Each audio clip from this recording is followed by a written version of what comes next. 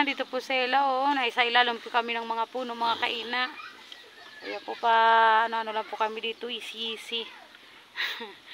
Nakatambay lang po kami mga kaina dito.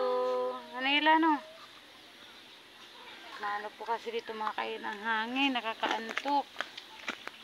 Nakakaantok po ang hangin dito. Kami po ay sa ilalim ng puno. Dito po dito ang ano namin dito sa probinsya mga kaina. Ano eh. Di man po kami makapasyal sa malayo. Dito po sa may labas lang po ng bahay. Marami ka na pong makikita ang mga magagandang tanawin. Manila. Sa ila naman po tingnan nyo po ang tibay ng leg niya oh. Nangangamot oh. Matibay yan. Marunong na yan oh. Ano baby? Matibay na yan. Ay, nakakamot mo. Ichi-ichi daw ang kanyang hita. Ichi-ichi. Ano baby? Ayan po oh. Ito maganda ah. Diba? Kaganda-ganda nito. Ang ila namin. Mabait ito. Ayan po. Sa ano po mga kaina. Ngayon po mga kaina sa panahon po ngayon mga kaina hindi po tayo dapat lagi talaga magkagastos. Kasi sa mga bilihin po ngayon mga kaina, napakamahal ng mga bilihin. Sa probinsya ka man mga kaina, sa Maynila ka, lalo na pag nasa Maynila po, di ba po mga kaina, ano?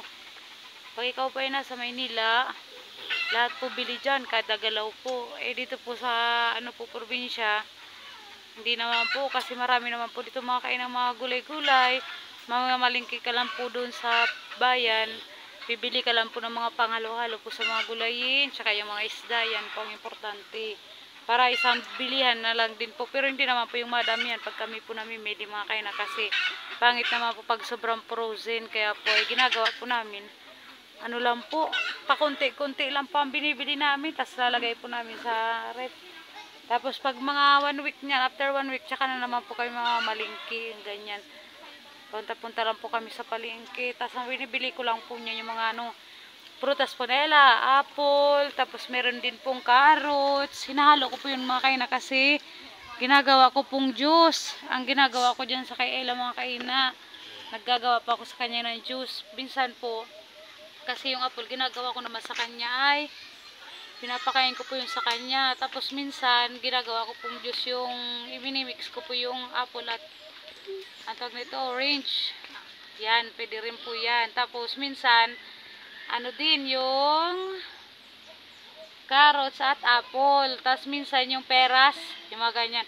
Dito lang po kasi mga kaina sa amin yung dragon fruit sana. Inaano din ko po yung Kayla dun sa may sa amin. Kaso ay dun sa ano sa Maynila. Dragon fruit. Tapos po ang ginagawa ko po ay ginagawa ko din po yun ng juice. Dito po kasi medyo ano po mga kaina, napakamahal talaga ng ano ng dragon fruit kilo.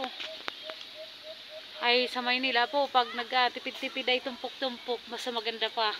Ayan mga